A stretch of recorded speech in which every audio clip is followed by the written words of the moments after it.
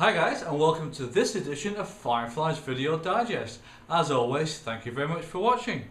Over the time I've been making the digests, there's more than once I've been called an entitled gamer. So I thought, why not have a look at this phenomenon, this buzzword, see what it's all about, see what's going on out there, and actually see what does it mean. So that's what this edition of the digest is all about.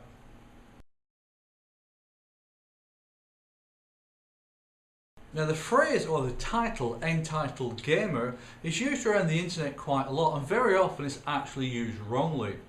Let me give you some examples of where it's used properly.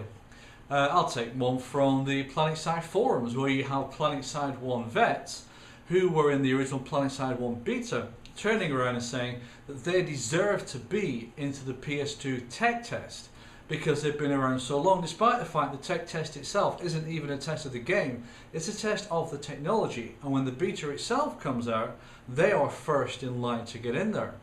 Another example may be somebody from the Battlefield universe who turns around and says, look, my favourite weapon is the MP7. It should have a 100 round magazine because otherwise I can't kill 10 people with it, fix it now.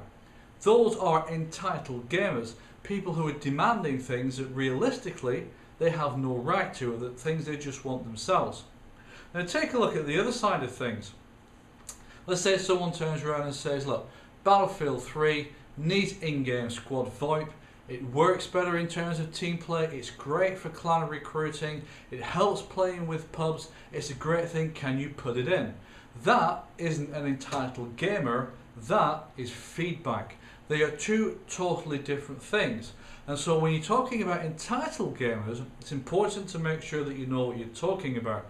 These are people who act generally in a very immature fashion, who believe that they've got a right to something which they don't have a right to, and are going to stamp their feet in frustration until they get it. But it's also important to remember an entitled gamer is not somebody who's offering honest feedback.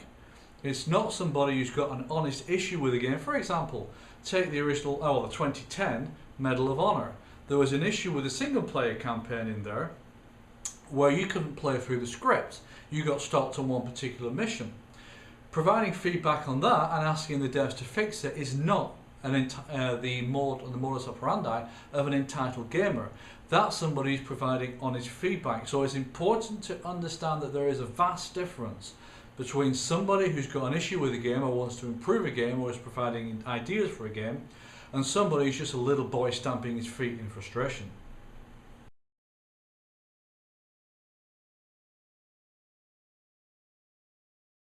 So what are we as gamers entitled to? And I don't mean entitled to in the case of little Jimmy who's just stamping his feet. I'm talking about what do we as consumers have the right to. We have the right to a game that works. The bottom line is, yes, on a console there may not be such an issue because basically all consoles are the same. You've got a 360, you've got a PS3, two variants. But with a PC there are hundreds of thousands of different variants you can have on a PC. And realistically we have the right for the game to work on a PC, or at the very least the dev to provide information on the work he's doing to fix bugs on the PC. We have that right. We also have the right to provide feedback on things that are missing from the game, perhaps things that can make the game better, things that we want. Now the dev doesn't necessarily need to look at them, doesn't necessarily need to actually act on them, but we do have the right to feed that back. And this is the important thing, a good dev will provide feedback. Whether or not he benefits from it, he'll provide feedback to keep his customers happy. That is a responsible company, and a company you want to promote and to help. Now take Two Dome Games for example with their title Ravaged. They've been doing that really well. I've noticed the guys over at Tribes have been doing it. Even MechWarrior Online, now I'm in the closed beta test for that, and the feedback they've been getting and looking at and listening to has actually been really good.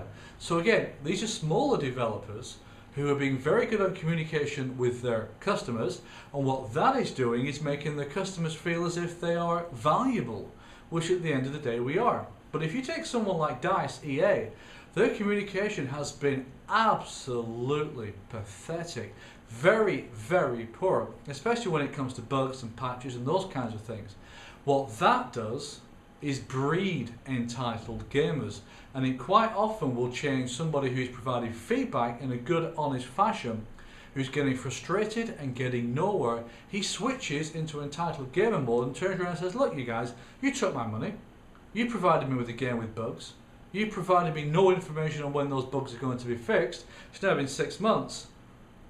You think I'm buying BF4? And that brings me round to the two things that we as gamers have when dealing with developers. And these are the two things that developers fear. They don't really fear Twitter, YouTube, Facebook, forums, anything like that. They only fear two things. And this is because they've already got our money for the game that we've already purchased and we can't send it back. They fear this, your own wallet, and they fear your ability to change somebody else's mind so they don't use their wallet either. Now what I've just said might seem contradictory. If they've already got your money, then why are they worried about your wallet? I'll take Battlefield 3 as an example. I'll come on to PlanetSide 2 in a minute. BF3 had, on about a month after release, it had B2K. But after that, they've also been selling us Premium, they've been selling us Close Quarters, Armored Kill, Aftermath, etc, etc. So they don't only want us to buy the game, they want us to buy the DLC. And I'm sorry, if you provided a game that's either buggy or not what you said it was going to be, I ain't buying your DLC off you. So I have voted very deliberately with my own wallet on Battlefield 3.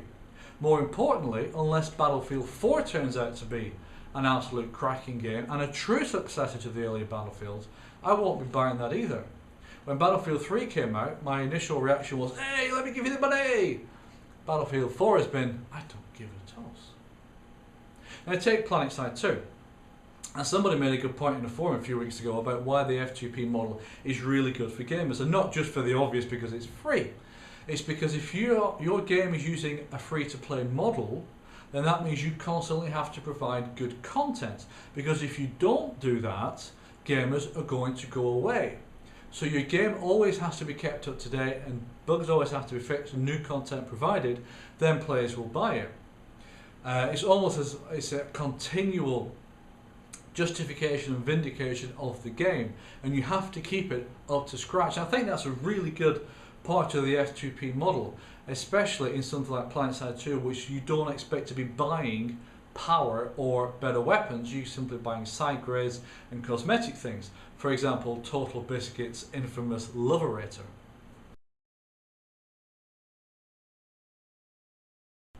Now if you're a good, honest gamer providing constructive, honest feedback and you're titled an entitled gamer, just shrug it off, because obviously the person who's giving you that title hasn't got a clue what he's talking about.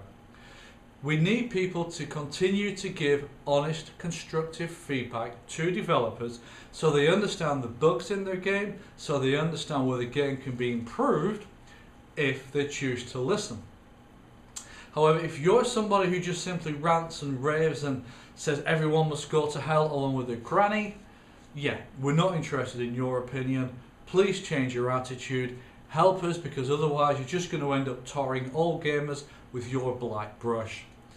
What I'd like to do is, before I finish this video, is to leave you with this thought. Kickstarter has gone a long way to changing how indie developers develop their games. It's allowed players like us to directly fund games that we want to see developed. It's a really fantastically democratic way of having games developed.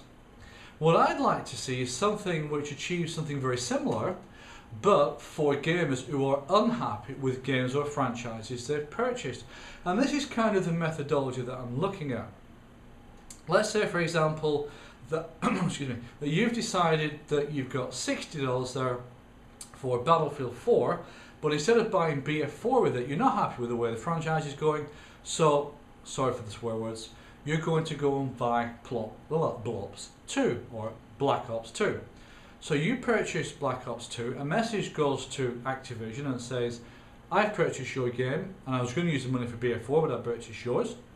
A message also goes to EA and says, that $60 I was going to spend on your game, I wasn't happy with the way that you've been running the franchise, so I spent it on that game instead.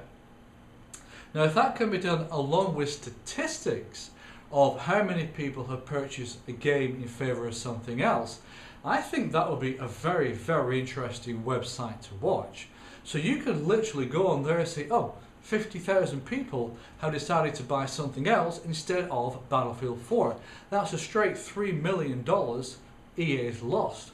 It provides immediate feedback on how people are feeling about a franchise, but on top of that, because the money's been spent, this is not a petition and this is not simple in the sky, well, I'm not going to buy BF4, but in the end they actually do.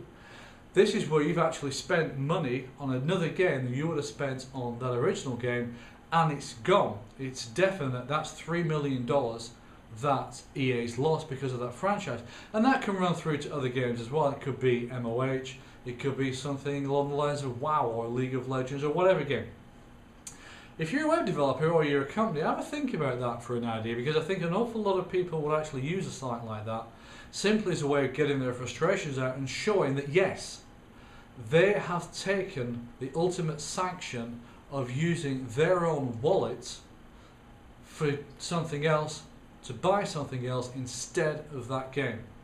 So I hope you enjoyed that video on entitled gamers. And again, if you're someone that's providing honest feedback, you're not an entitled gamer. You are what the industry needs. So carry on doing it, please. If you've enjoyed this video, please like it. And if you enjoyed it a lot, please hit the subscribe button. As always, I hope you enjoy your gaming. Take care.